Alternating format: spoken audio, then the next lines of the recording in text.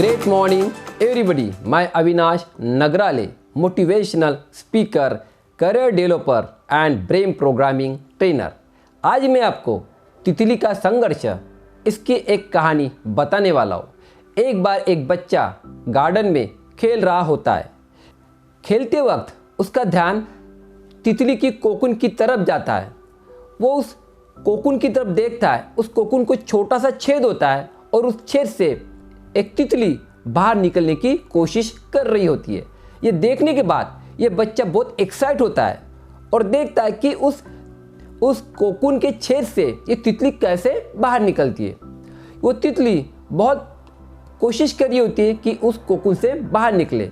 बहुत देर तक कोशिश करने के बाद जब वो तितली उस कोकून के छेद से बाहर नहीं निकलती तो इस बच्चे को लगता है कि इस तितली को इस कोकून के छेद से निकलने में परेशानी हो रही है, उसको बहुत तकलीफ हो रही है, तो क्यों ना मैं उसे हेल्प करूं।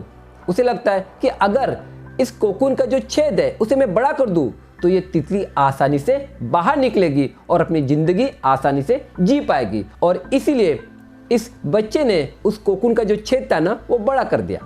जैसे बड़ा कर दिया ना तो वो तितली आसानी से बाहर निकली। तितली बाहर निकलने के बाद ये बच्चा बहुत खुश हो गया। अब उसे लगा कि ये तितली आसानी से उड़ेगी, लेकिन ऐसा नहीं हुआ। वो तितली के जो पंख थे वो अविकसित हुए थे। उस तितली के जो पंख थे वो उसके पंख में शक्ति नहीं थी, वीक थे, और उसके शरीर में भी पावर नहीं था, उसके शरीर में भी शक्ति नहीं थी, और इसलिए वो तितली ना उड़ पा रही थी और ना ठीक से चल पा रही थी। ये देखने के बाद इस बच्चे को बहुत बुरा लगा।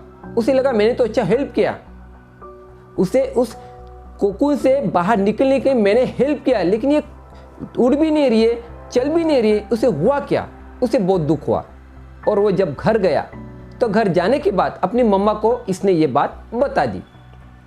ये सारी बात सुनने के बाद उसकी मम्मा उसे कहने लगी कि देख बेटा, तुझे उस तितली पर दया आई थी और इसलिए तूने क्या किया, वो जो कोकून था उस कोकून के छेद को तू बड़ा कर दिया और वो तितली आसानी से बाहर निकली। लेकिन तुझे ये पता नहीं था जब तितली उस कोकून के छेद से बाहर निकलने की कोशिश कर रही होती है वही उसका एक स्पेसिफिक पीरियड होता है कि उस वक्त उसे शक्ति मिले।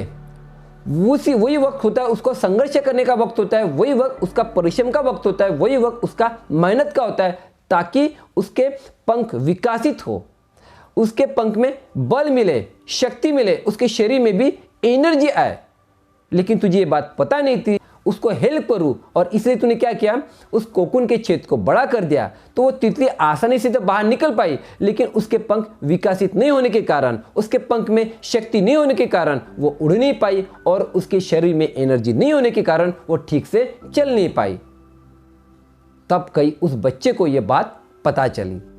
देखो, मैं इस स्टोरी का रिलेशन आपके करियर के साथ जोड़ना चाहता हूँ।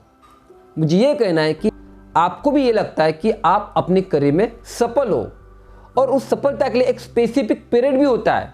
उस वक्त आपको संघर्ष करने की ज़रूरत होती है, उस वक्त आपको मेहनत करने की ज़रूरत होती है, उस वक्त आपको परिश्रम करने की ज़रूरत होती है।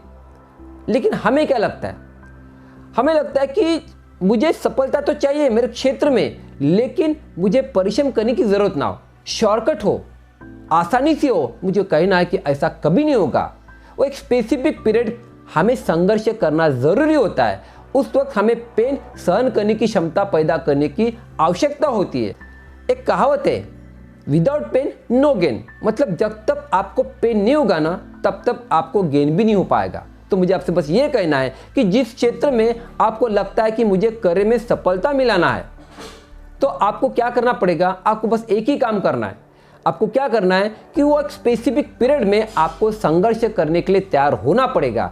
उस स्पेसिफिक पीरियड में आपको मेहनत करना पड़ेगा, उस स्पेसिफिक पीरियड में आपको परिश्रम करना पड़ेगा। आपको जो शुरुआत में जो पेन लगता है वो पेन ज़्यादा दिन तक नहीं रहता, कुछ दिन तक हमें वो पेन लगता है, धीरे धीरे वो पेन कम होते जाता है, और फिर ये पेन कब हमारे इंटरेस्ट में पैदा होता है ये हमें ही पता नहीं चलता। और जब वो इंटरेस्ट में पैदा हो गया तो देखो आप उस करियर में आसानी से सफल हो पाते हो। बस इतना ही आज इस टॉपिक में मुझे रखना है। बहुत बहुत थैंक्स।